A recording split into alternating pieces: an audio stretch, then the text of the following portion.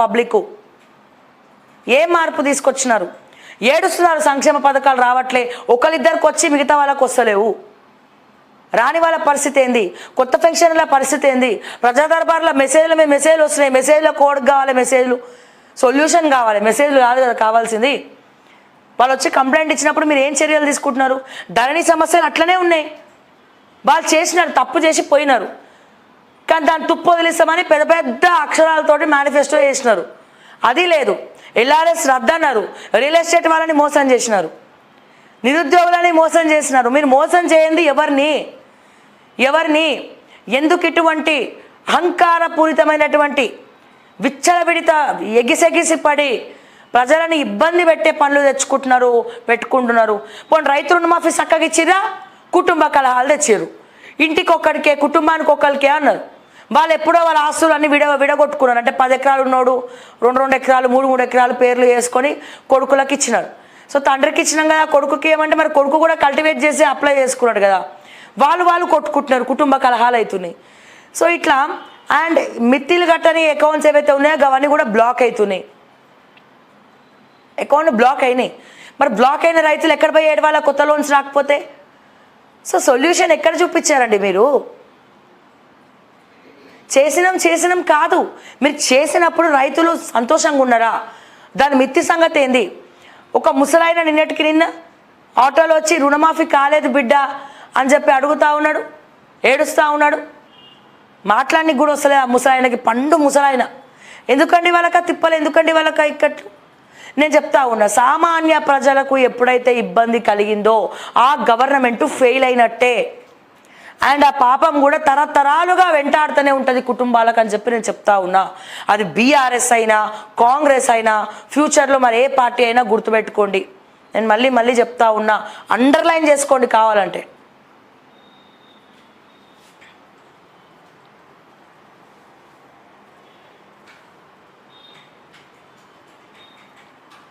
Next దీని గురించి కూడా మనం మాట్లాడుకోవాలి.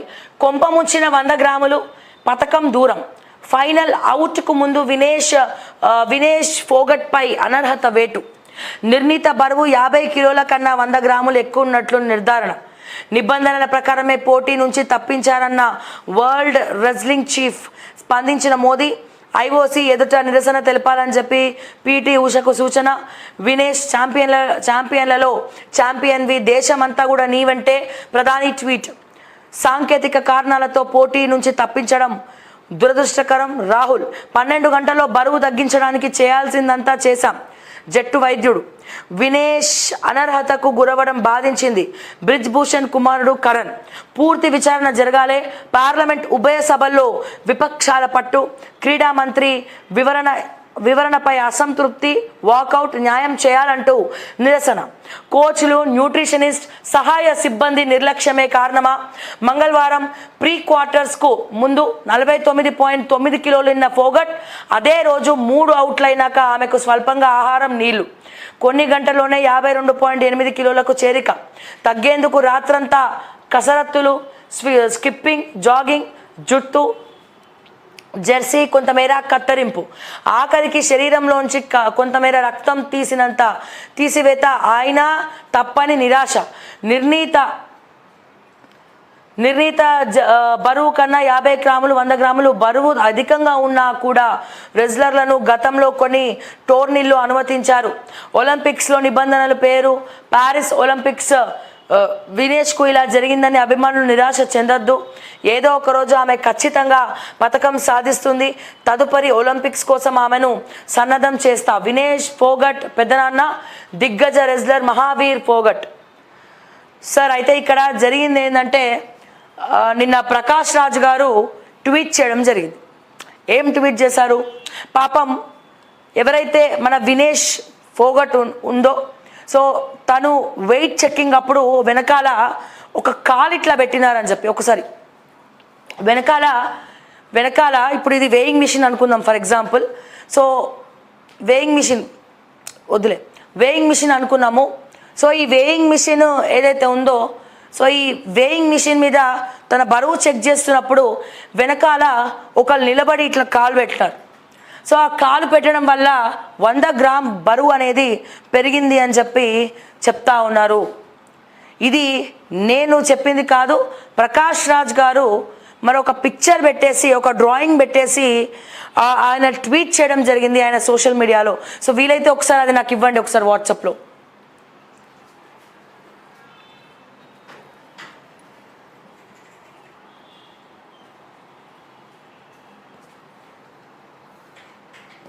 సో ప్రకాష్ రాజ్ సోషల్ మీడియాలోకి వెళ్ళండి, ప్రకాష్ రాజ్ గారు సోషల్ మీడియాలో.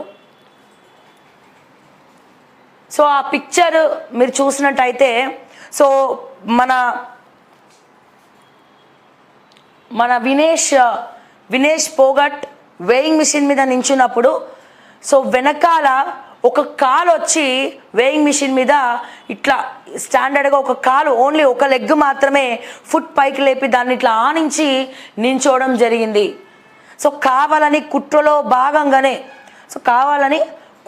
భాగంగానే మరి కాలు ఇలా పెట్టడం జరిగిందని కూడా తను చెప్తా ఉన్నారు. వచ్చిందమ్మా, నేను చూపిస్తా పిక్చరు. ఎస్, సో ఇది ప్రకాష్ రాజ్ గారు తన ట్విట్టర్ వేదికగా, సోషల్ మీడియా వేదికగా ఇచ్చినటువంటి పిక్చర్. సో తను ఇలా నించుంది వెయిట్ కోసం అని చెప్పి వేయింగ్ మిషన్ మీద. వెనకాల నుండి ఒకళ్ళు వచ్చి కాలు ఇట్లా పెట్టినారు. సో ఈ కాలు ఎంత బరువు ఉంటుందండి? 100 గ్రాములు, 50 గ్రాములు, 100 గ్రాములు ఉంటుందా? సో ఇట్లా కాలు పెట్టడం వల్ల ఇక్కడ వేయింగ్ మిషన్లో మార్పులు చేర్పులు జరిగినాయి. సో తన వెయిట్ 50 కిలోల కన్నా కూడా 100 గ్రాములు ఎక్కువ కనబడడానికి కారణం, ఎక్కువ ఉండడానికి కారణం ఇక్కడ వెనకాల నించున్న వాళ్ళు కాలు పెట్టడం, అని చెప్పి ఈ వినయ్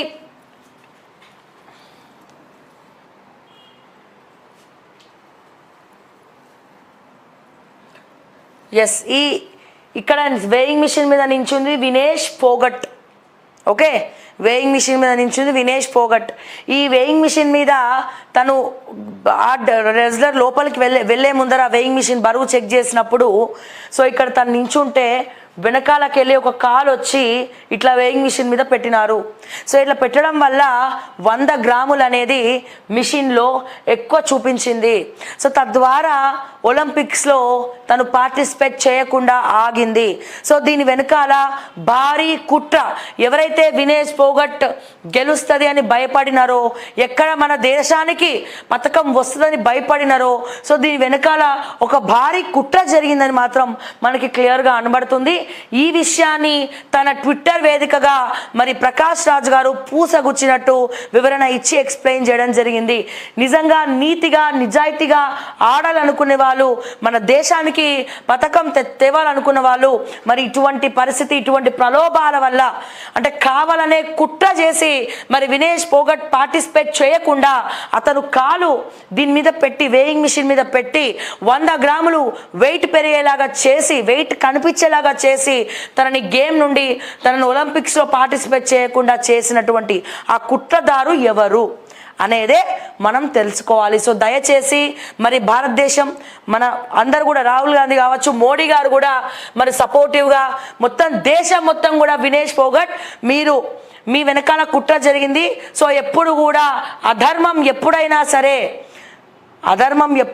సరే పటాపంచలవుతుంది, ధర్మం ఎప్పుడైనా గెలుస్తుంది.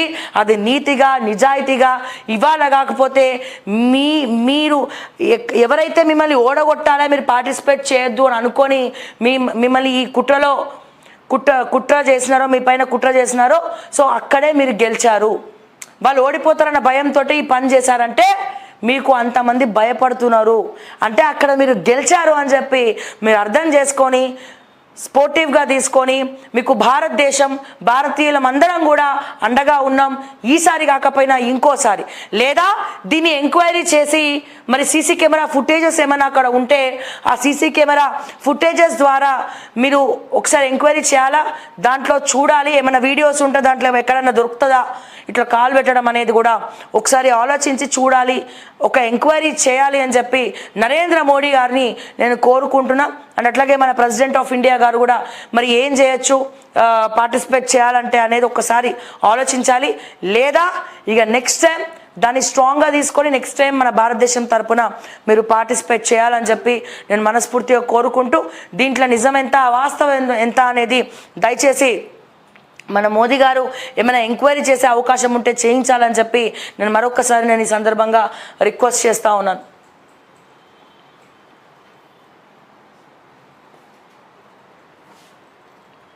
ఎస్, 4 గ్యారంటీలు తెలంగాణకు ప్రపంచ బ్యాంకు హామీలు.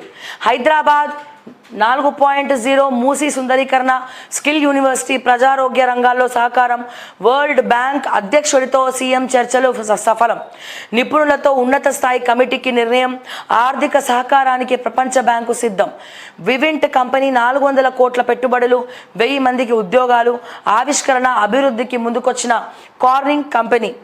సో 14న కాగ్నిజెంట్ విస్తరణ శంకుస్థాపనకు హాజరుగానున్న సీఎం. విదేశాల నుంచి రాగానే తొలి కార్యక్రమం ఇదే. గాంధీ ఉస్మానియా ఆసుపత్రిలో 235 వైద్య పోస్టులు భర్తీ, కాంట్రాక్ట్ ప్రాతిపదికన నియామకం, రేపు వాకిన్ ఇంటర్వ్యూల నిర్వహణ. సో మీరు అందరినీ మారుస్తూ ఉన్నారు, మన తినని మార్చరా చీఫ్ సెక్రటరీ సిఎస్. ఇక కాగ్నిజెంట్ మీరు పిలిచినా పిలవకపోయినా వస్తాయి, కాగ్నిజెంట్ లాంటివి ఆల్రెడీ హైదరాబాద్లో ఉన్నాయి.